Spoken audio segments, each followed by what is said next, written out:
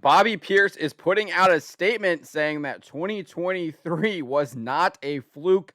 He dominated night 5 at the Wild West Shootout.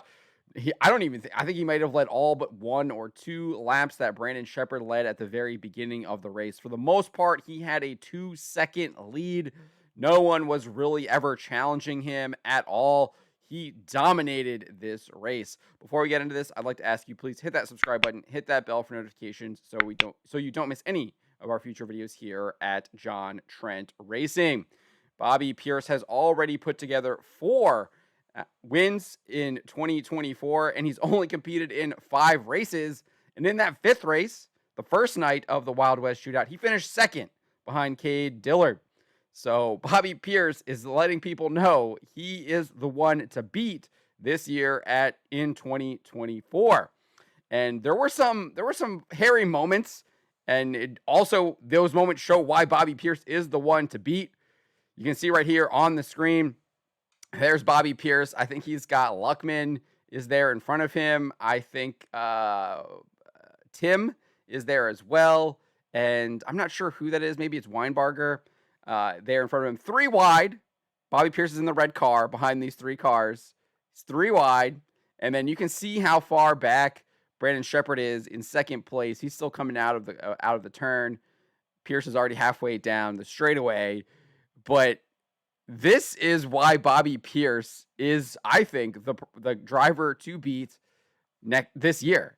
Him and Ricky Thornton Jr. are probably going to be the 2 to beat. 2023 was not a fluke for either of these drivers. Obviously, Ricky Thornton has been competing in the Chili Bowl Nationals. He did not make the trip out to the Wild West Shootout, but we saw how well he was performing just last month at the Gateway Dirt Nationals. So I expect him to still be on the top of his game when we get down into Georgia here in the next month.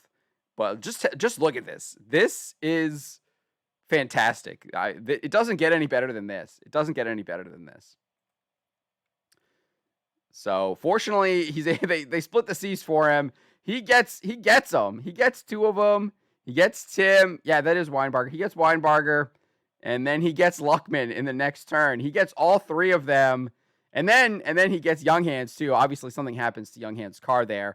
And unfortunately, we got the caution because of Younghands. So we didn't get to see what B. Shep would do if he could catch Bobby Pierce, maybe give him a run for his money, see how much Bobby Pierce would have to go for the rest of that lap traffic. But, I mean, it doesn't get any better than that. I mean, he passed 4 cars in less than a single lap.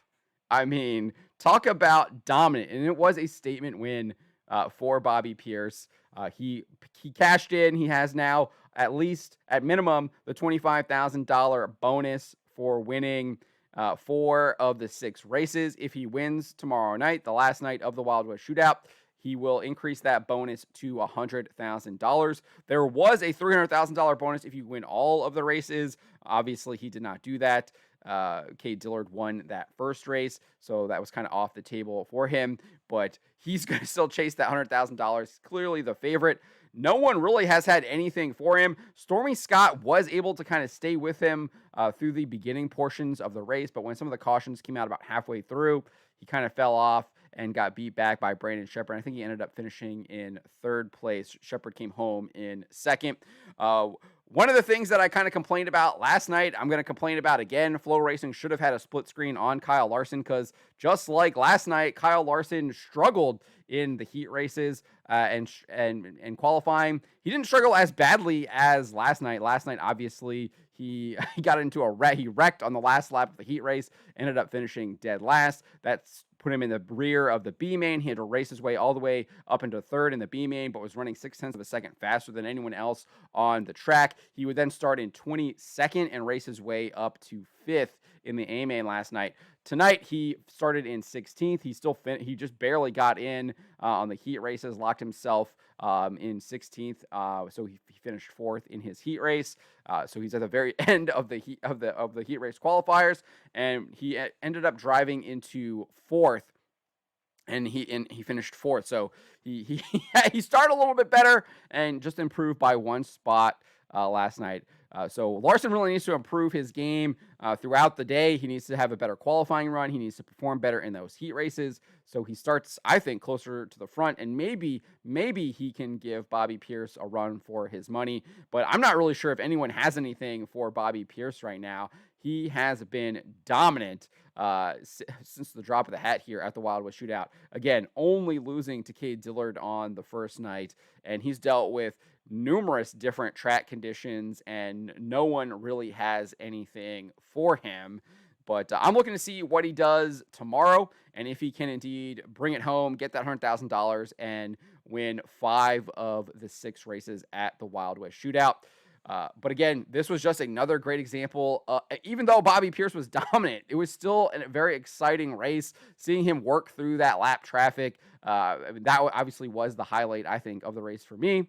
But his restarts were just top notch, and there was really good racing throughout the field, especially like when you got back to third and fourth. We had a really good duel between Bishop and Stormy Scott there for second, and then Garrett Albertson was really trying to lay it out. Obviously, I think he kind of bit himself, driving a little bit too hard, jumped the cushion, and then banged the wall, and basically he was done and have to retire that car, unfortunately, because he was the guy who had the car that looking like it could compete with Bobby Pierce the previous 2 nights. He finished second to Pierce in night 3 and night 4.